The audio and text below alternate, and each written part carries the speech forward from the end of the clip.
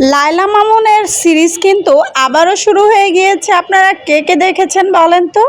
আমি কিন্তু দেখেছি। আজকে সকাল থেকেই তাদের নতুন সিরিজ শুরু হয়ে গিয়েছে। মূলত ঘটনা ঘটেছে, লায়লা আন্টি মামুনকে তার বাড়িতে ডেকেছে তার সাথে কোয়ালিটি টাইম স্পেন্ড করার জন্য। কিন্তু লায়লা আন্টি মামুনের মোবাইল চেক করে দেখে মামুন আরও অন্যান্য মেয়েদের সাথে ঘোরাফেরা করে, কথা বলে, অন্যান্য মেয়েদের সাথে মামুনের ভিডিও আছে। আর সেইটা দেখার সাথে সাথেই মূলত মামুনের সাথে লায়লা আন্টির ঝগড়াটা শুরু হয়। লায়লা আন্টি চায় মামুন তার হাতের মুঠোয় থাকুক, সে যা বলবে মামুন তাই করবে, তাই মানে বাধ্যতামূলক করতে হবে। কিন্তু মামুনের কথা হচ্ছে তার সাথে লায়লা আন্টির সাথে সে ব্রেকআপ করে ফেলছে, সে কেন তার কথা মতো চলবে?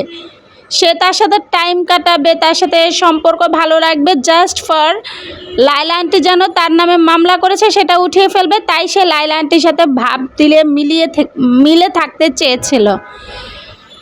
কিন্তু যখনই লায়লা আন্টি অন্যান্য মেয়েদের ভিডিও দেখে লায়লা আন্টির মাথা খারাপ হয়ে যায় এবং লায়লা আন্টি পাগলের মতো করে মামুনের মোবাইল থেকে সব ধরনের ভিডিও নিয়ে ভাইরাল করে দেয়, পোস্ট করে দেয়। আর এখানেই ঘটে বিপত্তি। মামুন যখন দেখে এই ধরনের ভিডিও বা ছবি টবি পোস্ট করা হয়েছে তখনই মামুনের মাথা গরম হয়ে যায় এবং লাইভে এসে মামুন লায়লা আন্টির কুকর্ম সম্পর্কে সব কিছু সবাইকে জানিয়ে দেয়। শুধু লায়লা আন্টির কুকর্ম না, মামুন নিজেও যে কুকর্ম করেছে সবগুলো সম্পর্কে লাইভে এসে সবাইকে বলে দেয়।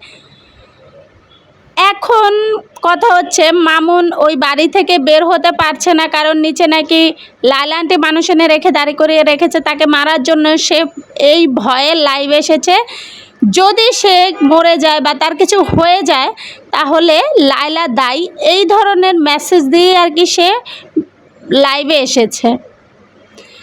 এখন আমরা তো উড়োধরা পাবলিক, আমাদের তো নাটক দেখতে দেখতে আমরা খুব টায়ার্ড হয়ে গেছি। এখন কোনটা সত্য কোনটা মিথ্যা আসলে আমরা বুঝতেই পারি না। ওই যে রাখাল আর বাঘের গল্প আছে না, বিষয়টা ওরকম হয়ে গিয়েছে। এর আগে এদের মধ্যে কত ধরনের কত কন্ট্রোভার্সি হয়েছে আমরা দেখেছি সবাই কম বেশি। আর এখন আমরা তাই দেখছি, জানি না সামনে কি হবে কি হচ্ছে। কিন্তু লায়লা আন্টি যে ভিডিওগুলা বা ছবিগুলা পোস্ট করেছে অন্যান্য মেয়েদের সাথে মামুনের, সেগুলো তো ভাইরাল হয়ে গিয়েছে।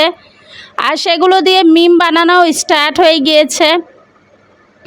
এবং লাইভে এসে লায়লা আন্টি সম্পর্কে মামুন যে ধরনের বক্তব্য করেছে বা বাজে নোংরাভাবে কথা বলেছে সেগুলো ভাইরাল হয়ে গিয়েছে।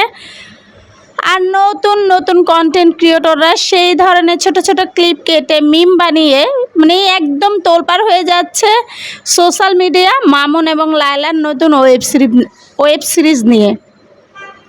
যাই হোক, আপনার কি মতামত আপনি কিন্তু অবশ্যই জানাতে পারেন। আমার মতামত আর কি, আমি ছোট মানুষ, মতামত আমার হচ্ছে আসলে এটা আইনের দিকের বিষয়, আইন কানুনের বিষয়, তারাই ভালো বুঝবে। তবে আমরা সবাই চাই যে এইটা একটা মিটমাট হোক, মামুনকে সারা জীবনের জন্য ফ্রি করে দেওয়া হোক, যাতে সে তার মতো থাকতে পারে এবং লায়লা আন্টি তার মতো লাইফ লিড করতে পারে। সবারই বাঁচার অধিকার আছে ভাই, তাই সবাই মতামত প্রকাশ করতে পারেন এবং কমেন্টে জানাবেন। এবং আপনিও জানাবেন এই ধরনের ওয়েব সিরিজ দেখে আপনাদের বর্তমান মন মানসিকতা কীরকম। সবাই ভালো থাকবেন, আল্লাহ হাফেজ। বাই দ্য ওয়ে, ভিডিওটা ভালো লাগলে আমার পেজটিতে ফলো করে দিবেন এবং লাইক কমেন্ট শেয়ার করে দেবেন। Thank you so much for watching my video. আল্লাহ হাফেজ।